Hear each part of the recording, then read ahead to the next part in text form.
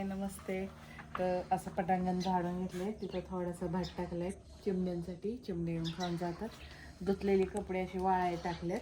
आता अजून कपडे थोडेसे धुवायचे राहिलेत. ते सेपरेट मी माझ्या नवऱ्याची कपडे वॉशिंग मशीनमध्ये लावते आणि अशा पद्धतीने मी ॲडजस्ट करत असते. ह्याला हा त्याचा पाईप आहे तो त्याने ॲडजस्ट करत असते.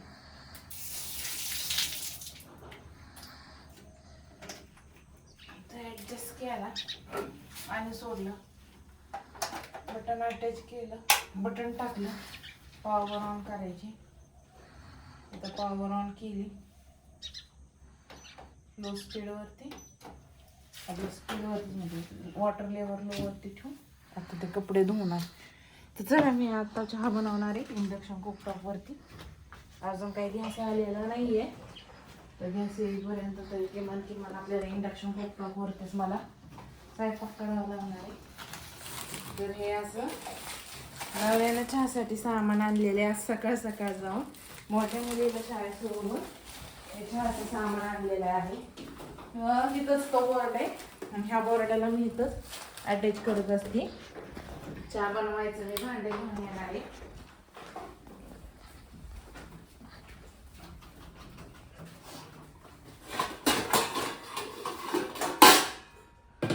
चहासाठी हे मी तंबोला यूज करते.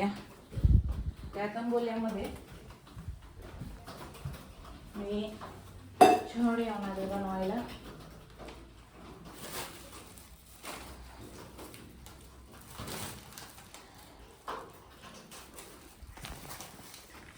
तर तुमचा चहा नाश्ता झाला का? तर आमचा अजून चहा नाश्ता झालाय.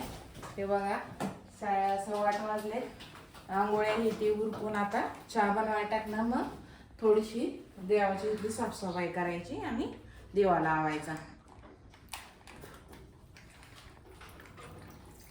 आपली वेळ कात्री सापडत नाही म्हणून हा शॉर्टकट आहे. मी डायरेक्ट दुधामध्ये चहा बनवायला टाकणार आहे.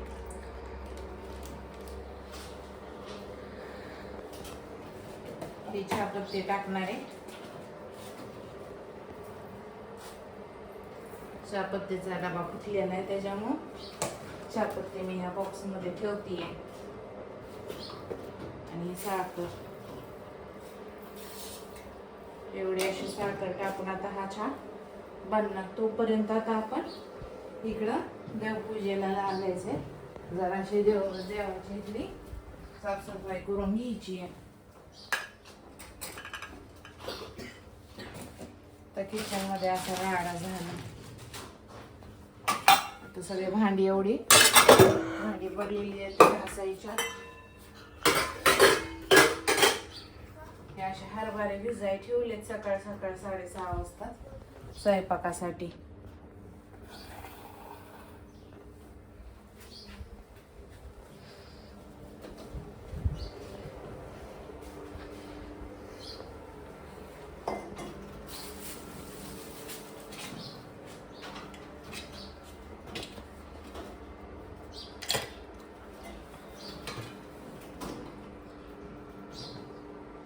जरासं धुवून घ्यायचं आणि देवपूजा करायची. कुठं नाही हे फक्त झाडाला तुळस नाही आहे दारामध्ये. लवकरच तुळस पण घ्यायची आहे. झाडाला इथं पाणी टाकायचं, कालचं पाणी. ते भांडी धुवून घ्या ना. एवढी अशी भांडी धुवून घ्या ना. मग देव पुसून बाकीची कामं करायची.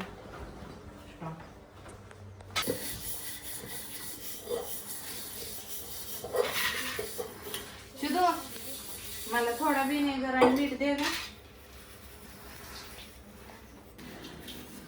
तर मी ही भांडी धुताना आधी पहिला साबण असा लावून घेते. मग त्यानंतर मी ह्याच्यामध्ये विनेगर आणि मीठ असं टाकते की भांडी चकाचक निघतात. शिदू अगं मीठ आणि विनेगर दे बरं मला.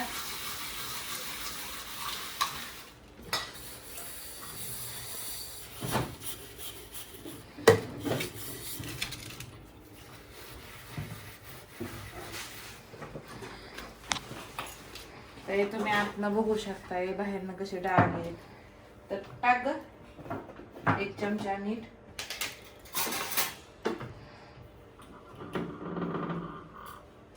थोडं विनेगर टाक. रोजच काम आहे आमचं, जमत नाही आपल्याला. बस जास्त झालं.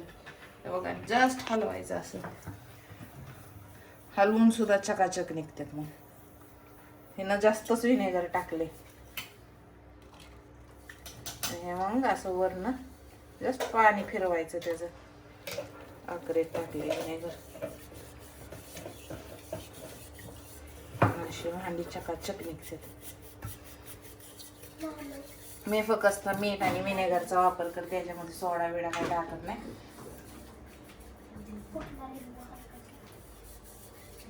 भांडीच्या साबणानं घासून घेते आणि मग अशा पद्धतीनं हे निघतं.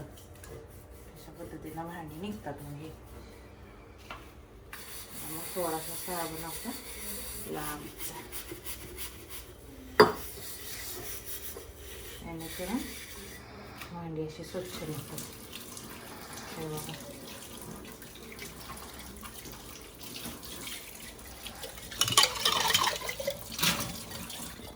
जास्त काय नाही, एवढंच करते की अशी चकाचक निघतात ते भांडी.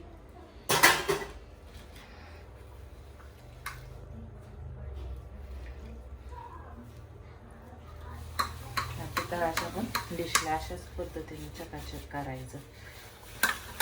ते दिसतच असेल ह्याच्यामध्ये विनेगर पडल्यापासून किती ताट चमकायला लागले.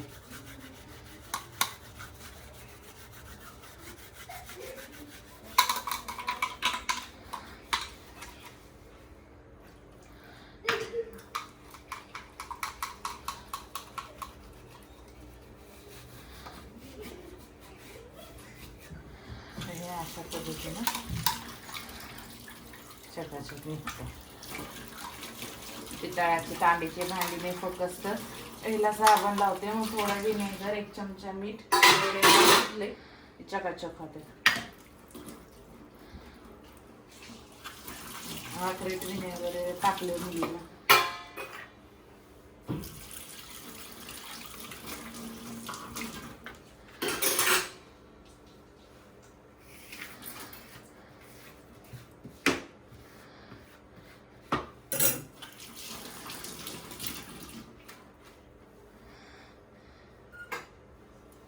आपण थोडंसं पाणी घेऊया.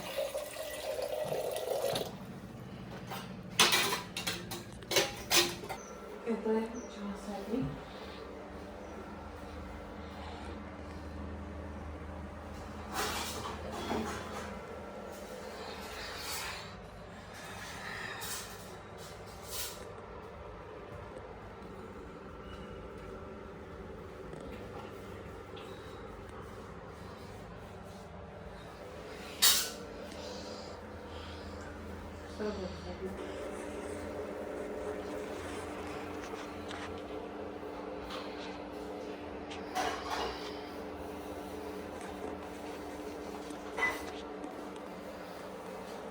तर 4 दिवस झाले ह्याच्यावरती स्वयंपाक चाललाय. अजून गॅस काय आलेला नाही.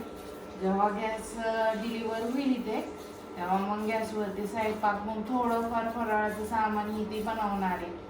आता चला ह्याच्यावरती आज मसाले भात बनवणार आहे. आणि मसाले भात झाल्यानंतर ना मग पोरींना 2 पोरींना शाळेत सोडवायचे. आणि मोठी मुलगी जे सकाळी शाळेत गेली ती दुपारी शाळेतनं घरी येणार. तर आजचा आमचा हा ब्लॉग कसा वाटला तुम्हाला तर नक्की आम्हाला सांगा आणि सबस्क्राईब करा चॅनलला.